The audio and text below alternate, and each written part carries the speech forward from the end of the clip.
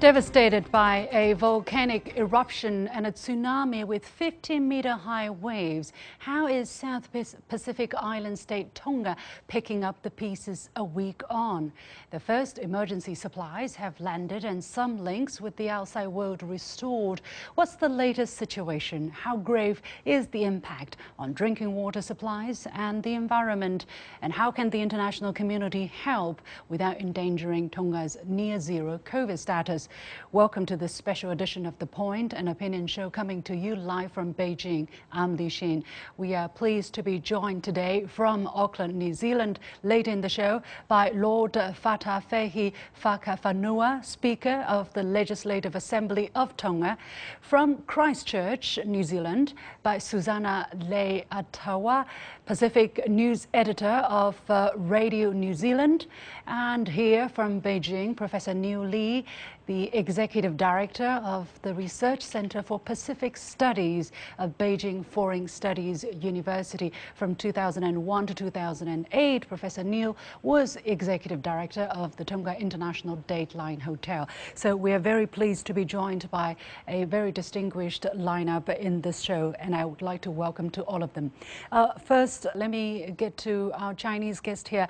But before that, I want to update our audience about what has been done on the Chinese side. Chinese President Xi Jinping sent a message of condolence to Tonga's King Tupou on Wednesday, committing China's support to help rebuild Tonga within its capacity.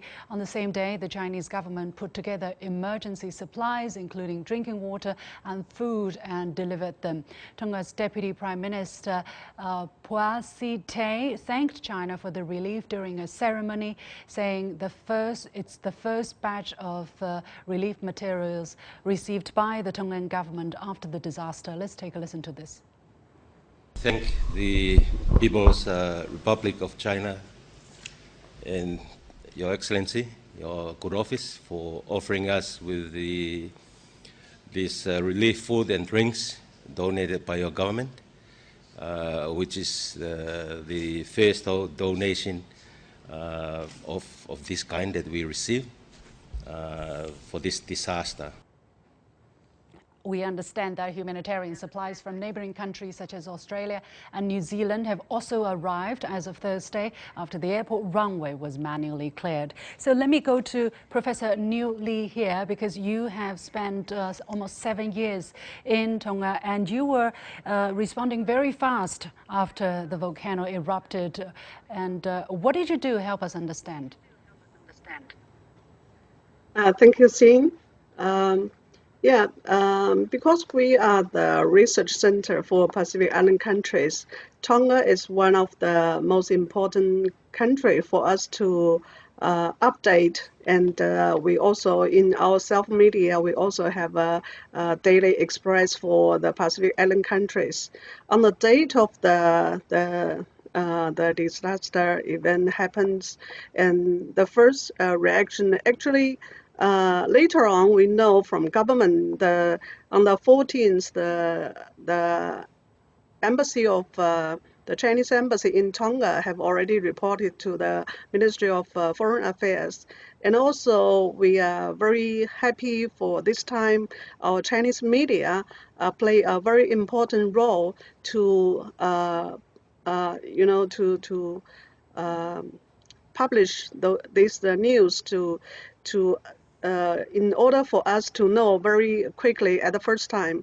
And lastly, for our organization, because it is our job to do this Tonga and other Pacific Island countries.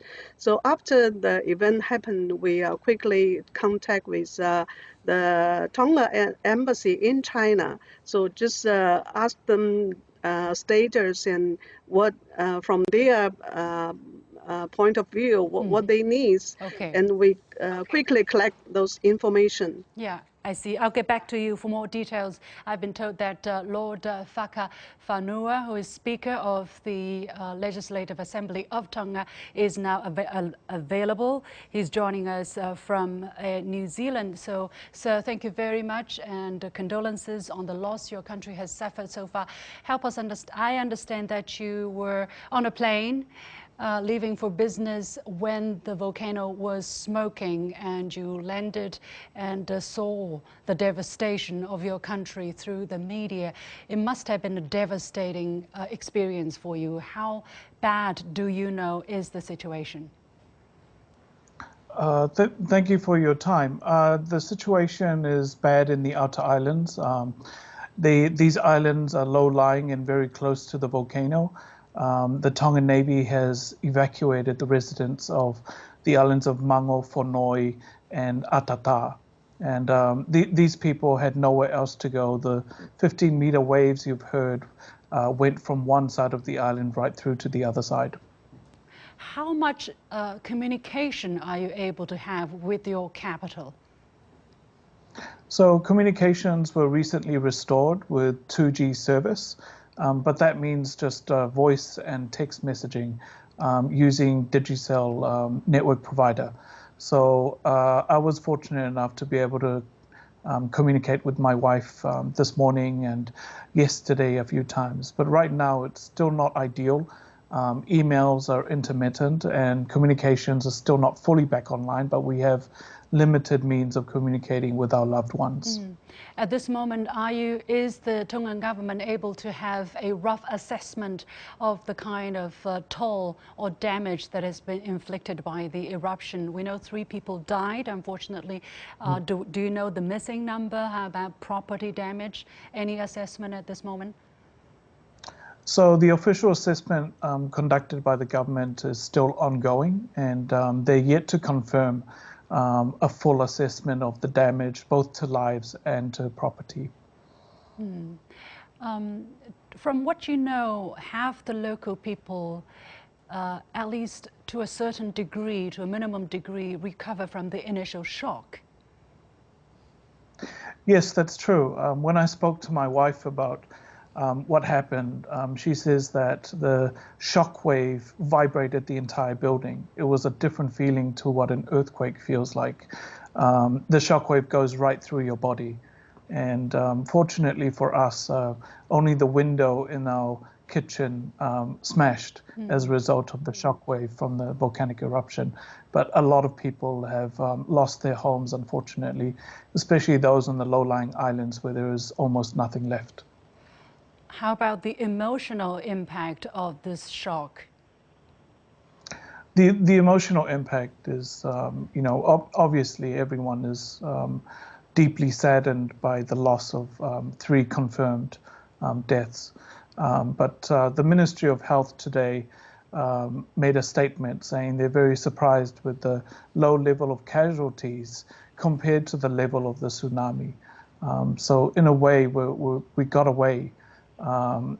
But the damage to property and the long-term effects of the ash and the tsunami will be felt for months and probably years to come. So right now, I understand you are you're calling for help. You are again asking for donations in neighboring countries. What specifically are you asking? How big is the need, and what has been the responses so far? So the response from the international community has been swift, and we are expecting more to come into the country. Even unofficially, not between governments, people have rallied support, offered donations, and here in New Zealand we've collected water and non-perishable goods to be shipped in the next ship to Tonga. So we need water, we need food. Right now in Tonga they're trying to clean up. So hopefully, according to the government, schools will be able to go back soon, provided on the 31st of January, schools are for the children to go back. It seems there is a little bit of disruption to the line. Let me try again. Are you getting the kind of help fast enough? And is the transportation either by plane or by shipping on between where you are or between the outside world and Tonga? So because of the limited comms, I can't answer your question directly. Those on the ground will be able to give you a clearer picture. But from what I see here, the international community is mobilizing and we're very thankful for that. We can't get the help any sooner. Unfortunately, due to the COVID restrictions, all international assistance and humanitarian aid is dropped off contactlessly. So there's no contact between the crews of the airlift flights and the ships arriving and those crew who are picking up the necessary humanitarian aid. So you expect the rescue and relief period will stretch to how long, Lord? I really can't tell you how long I expect it to last, but I personally believe that there will be a long road to recovery after this event. Thank you so much, Lord Fata Fehi Faka Fanua, joining us from Auckland, New Zealand. And let me get back to Susanna, who is a Pacific News editor with Radio New Zealand. Let me try once again to try to get a better sense of the kind of disruption and impact the volcano has had on the local situation. Susanna, how widespread, if you can hear me, how widespread is the damage, especially with the release of dangerous ashes widespread all over the communities? Yes, thank you. Our connection has been resumed. I can hear you clearly. As we all know, because we've been experiencing it, communications have been very limited. We have had confirmed from the government of Tonga, the island of Mango and the island of Atata have lost all buildings. We know that the west coast of Tongatapu has been extensively damaged. We know that Nuku'alofa has been damaged. We know that the islands of Whanaufua have been relocated, the people there evacuated to Namuka. We also know now, this is just within the past hour, that there has been a significant improvement from TCC, Tonga Cable Company, is reporting that landline calls can be made just recently by people in Tonga to the outside world. This is going to give us a whole wave of information in the next few hours. Speaking to the aid delivery, we've just had confirmed from the acting New Zealand High Commissioner in Tonga, speaking via satellite phone, that the New Zealand Defence Forces Aotearoa, HMNZS Aotearoa, one of the naval vessels, has been able to come in. Again, touching on the point that Lord Whakawhanua was making, this aid is being delivered in a contactless manner. What they have been able to confirm is that HMNZS Aotearoa is today delivering 250,000 litres of water, and that trucks on land in Nuku'alofa are preparing to receive that water that's just being delivered. They're also delivering desalination equipment so that seawater can be turned into drinking water. We also know that part of the HMNZS fleet, HMNZS Wellington, another of the New Zealand naval ships, has had staff on board, divers, and also hydrographic technicians, making sure that Nuku'alofa harbour is able to take these aid vessels. Of course, it's not just New Zealand aid that's coming in. Australia has deployed ships, and planes have started to land since that runway was cleared.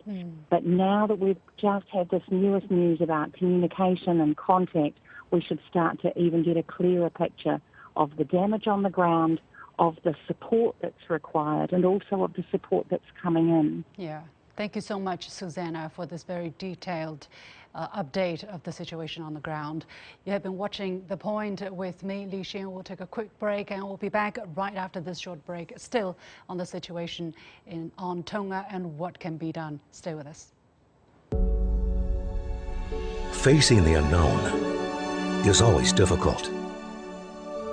In a world in turmoil, it's easy to lose orientation. But when the storms come, we have to see the possibilities, reinvent, find new opportunities, discover a path forward.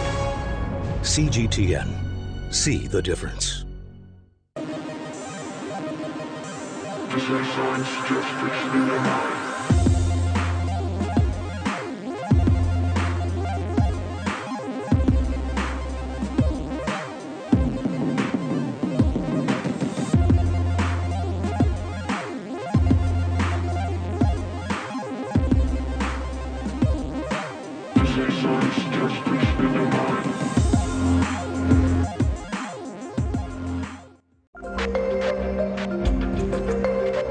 Making sense of the overwhelming wave of information means cutting through the noise to shine a light on the heart of the story and making room for new perspectives.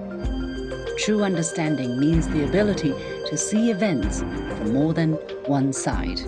I'm Liu Xin, and this is The Point. Welcome back. We still have as Professor Neil Lee from Beijing Foreign Studies University, and we have been joined by Professor Joseph Mahoney from East China Normal University. We will have Professor Shane Cronin, who is Professor of Volcanology of the University of Auckland. Once again, welcome to the show. Joseph, let me go to you. I understand there is a detail that the reason why some Chinese aid was able to get in there rather fast, actually the first among all the international aids that has been received by the country of Tonga, is because of a mechanism that is very much in place, that is connecting China and Pacific countries. It's a reserve for emergency relief in case of needs. How do you look at that mechanism and the role such a mechanism has played in addressing the disaster? Well, thank you, Xin. First thing to note, and Joseph. This is not, Joseph, please. yeah, the first thing to note is that what we've actually seen in the international media is not the notice that China was the first to receive, or that the Chinese aid was the first to receive. We've seen a different story, so it's very interesting to hear this from the Tongan government thanking China for being the first to arrive. The other thing is that we know that for many years China has been reaching out to this region of the world, reaching out to these small island nations, and with various forms of support and development aid. And I think that this has paid off in a sense that China was able to respond at speed and faster than Tonga's closest neighbors to bring this much needed assistance to address this very devastating natural disaster. Why do you think China takes the lead in doing that? President Xi was sending a prompt message of goodwill, condolence. Chinese drinking water or funds were very much in place first, as fast as possible. Joseph, once again.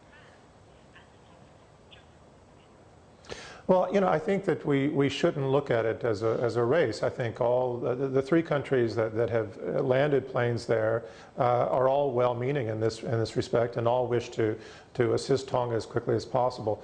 But it is remarkable that China was the first to arrive. But I think that this is consistent with this people first, people-centered, shared human destiny ethos that we have seen really promoted by Beijing, especially in South relations in the developing world. Yeah.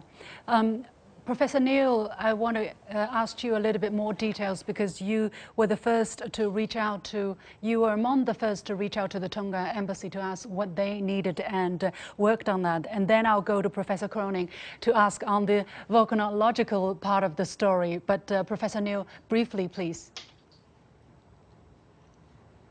Yeah, thank you, Xin. First they asked because they couldn't contact their government in Tonga, so just from their experience, and they told me they need badly, they need mask and fresh drinking water, instant noodle, can of food, and also PPE for the COVID-19 protection, those materials. Will China continue to provide these assistance as now communications is back on, more countries are sending more stuff in? Professor Neil? Yeah, I think yesterday the Chinese government, Chinese embassy in Tonga, they just collect what they have in Tonga to donate to the Tonga government. But from China Ministry of Foreign Affairs, they already announced China will send the ship, either ship or plane, to the materials as quick as possible. The the airport open. I see. All right, let's get a little bit of geographical update from Professor Croning. Thank you very much for joining us, and thank you for your patience. Now, NASA said when the underwater volcano erupted Saturday, its force was almost 500 times the strength of the nuclear bomb on Hiroshima. And you had the privilege, can I say the privilege, to spend 6 nights on the volcano in 2015 when it had another series of eruptions. So help us understand how come it was so intensive, and how come it seemed that people were not warned adequately ahead of the eruption.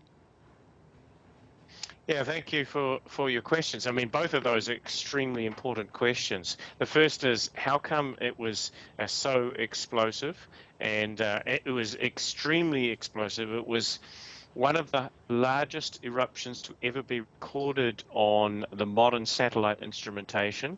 So there have been reports that the top of the eruption column was 55 kilometers above the ocean, which is enormous. And this was probably the largest, or let's say the most powerful eruption recorded since the 1991 eruption of Pinatubo in the Philippines. Now, the eruption was probably less than 1 hour long. So that is lucky in one respect, in that there wasn't not so much material that was erupted from it to create ashfall.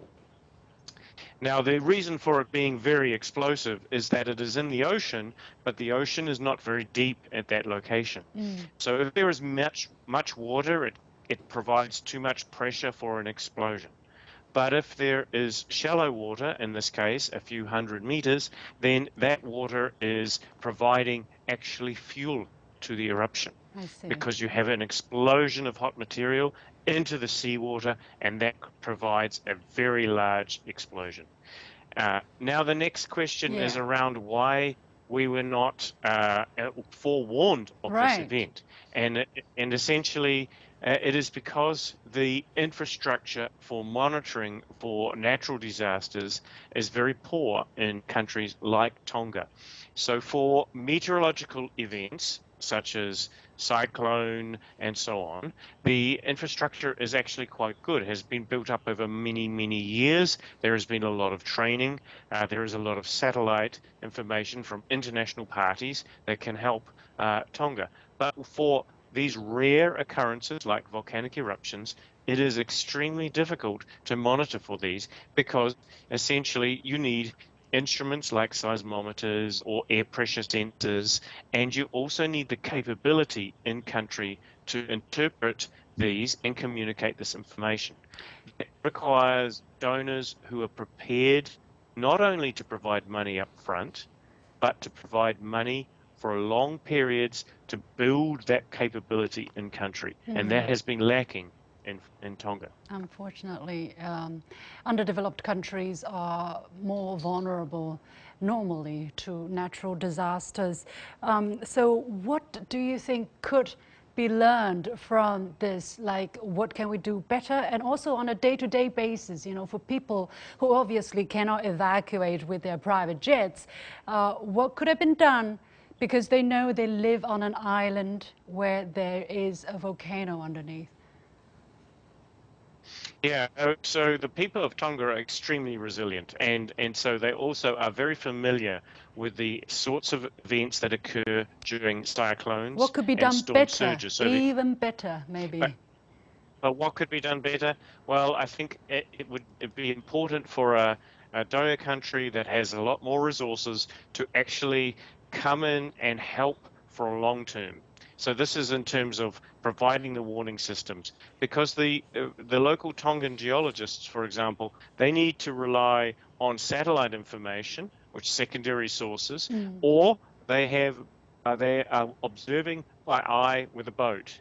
Now, you need to go back into Roman times to see the first observations that people were making for volcanoes, and when Pliny the Elder was looking at Pompeii erupting.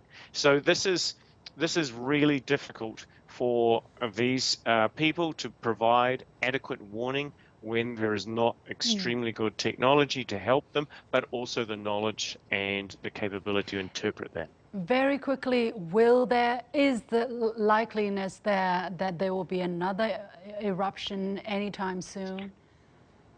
That is what we're trying to determine now, and we're hoping to get ash samples within the next day to be able to analyse these. So there has been a New Zealand Defence Force have provided some aid supplies earlier today, and we are hoping that we can get on the weekend some more ash sample that we can analyse, and from this we should be able to determine whether new magma has arrived and what is the opportunity for ongoing eruption. Currently, we think there is a good chance for further eruptions. So a lot of challenges for international rescuers. Professor Mahoney, what is your message, or what are you concerned about at this moment for the international efforts to provide aid and to prepare for possible another eruption in the near future? Well, I think that we have to realize that this is going to need a lot of global multilateral cooperation. And I think we have to also realize, as already been illustrated by a number of reports around the world, that this isn't simply a local problem in Tonga, that this has had far-ranging effects. We've seen impacts on Peru. We're already seeing talks about how this might impact rains in China and agriculture. This is a global issue. It's not just responding to a crisis here, but one that's going to affect potentially billions of lives going forward. And we need to acknowledge that and mobilize for it. Thank you so much. We are going to leave it there. Many thanks to Professor Neil Lee, Executive Director of the Research Center for Pacific Studies at Beijing Foreign Studies University, Professor Shane Croning, Professor of Volcanology of the University of Auckland, and Professor Joseph Mahoney from East China Normal University. With that, we come to the end of this special edition of The Point with me, Liu Xin. As always, you can follow me on Facebook and Twitter using the handle Liu Xin in Beijing. Thanks for watching. You've got the point.